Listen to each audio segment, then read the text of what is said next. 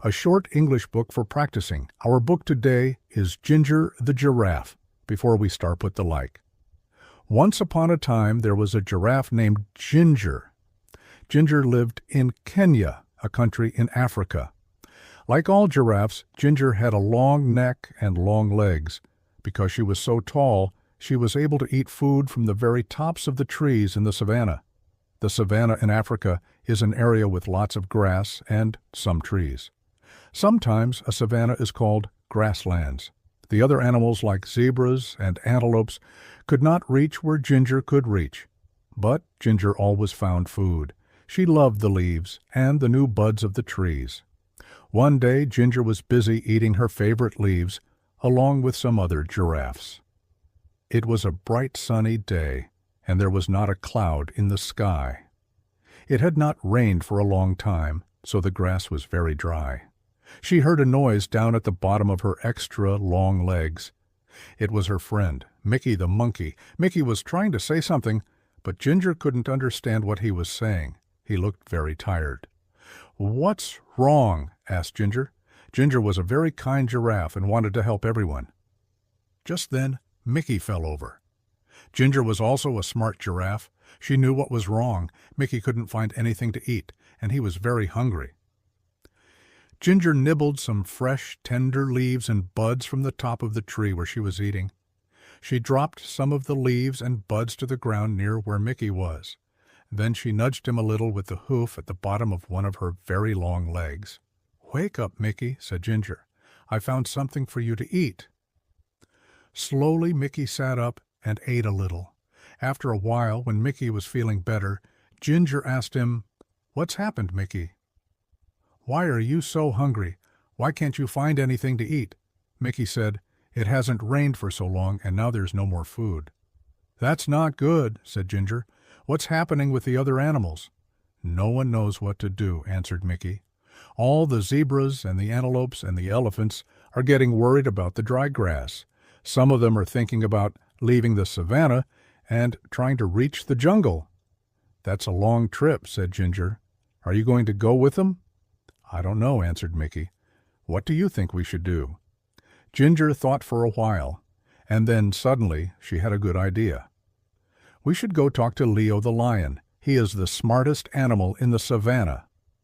Mickey was too tired to walk, so Ginger invited him to ride on her back. "Hold on tight to my neck," said Ginger. "There's a lot to hold on to," joked Mickey. Ginger laughed. "You're right. I've got the longest neck in Africa." So they started their journey across to the other side of the savanna to look for Leo. Ginger and Mickey were in luck. Leo was sitting up on a rock, and he was really easy to see as they walked through the grass. "Hi, Leo!" they both shouted. Leo had been napping and was a little grumpy when they woke him up, but he was polite and said, "Hello, Ginger and Mickey." "Why did you walk the whole way across the savanna? Just to wake me up?" But he was joking. He had a smile on his face. "Mickey says that there is no food left on the savanna because it's been so dry," said Ginger. "Do you have any ideas?"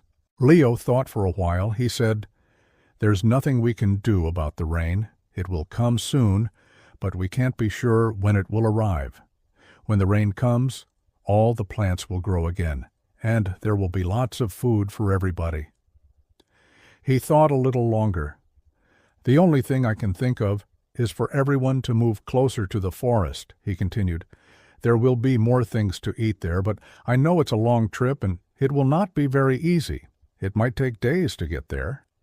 Ginger and Mickey looked at each other and then looked back at Leo. "Thank you, Leo," said Ginger. "It's probably best if they all try to get closer to the jungle." They said goodbye and then walked back across the savanna. Now they needed to gather all of the animals together to start the long journey. Ginger didn't need to go along because she had plenty of food in her high trees, but she was a good friend and wanted to help as much as she could. They walked towards her favorite trees, and guess what she and Mickey saw? All of the animals were already gathered there and waiting for Ginger and Mickey. "Why are you all here?" asked Ginger. "Eddie the Eagle told us that you're taking us to the edge of the jungle," said one of the zebras. "How did he know?" asked Mickey. He heard you talking with Leo, said one of the antelopes. So you've all decided to try to walk together to the jungle? Asked Ginger. Yes, they all answered. If you'll help us to get there, added one of the elephants. Of course, I'll help, said Ginger. I'm your friend. So they started on their big journey across the savannah to the jungle. The sun was so hot, and there was no food, and no place to get a drink of water. And then they heard it. It was thunder. Thunder, they all shouted. Thunder was very scary to the animals of the savannah. Can you guess why? Fire. Sometimes the lightning hits the dry grass, and the whole savannah catches fire. Then everyone has to run. And that is exactly what happened. Fire! They shouted. They could smell it, and now they could see it. The fire was coming towards them. Ginger had to think fast. Because she was so tall, she could see farther than any of the other animals. She stretched her long neck up as far as she could. Now she could see a place where there was no fire. Quick, she said, everyone run this way. All of the animals followed her and ran as fast as they could. Soon they were out of danger. They stopped and gathered together one more time.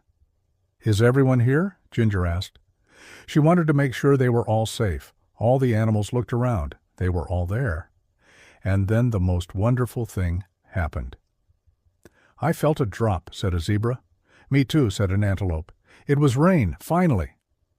Everyone was very happy. It started to rain a little more and then a little more.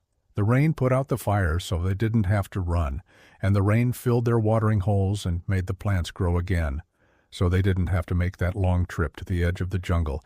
Everyone would soon have enough food and water. So Ginger, the giraffe, went back to her favorite tree and continued to munch on the leaves and buds. Thank you for watching. Follow Mr. Yahya for more stories. لو أنت داير تتعلم لغة إنجليزية في أسرع وقت ممكن خش وسجل معنا في الرابط التحت ده.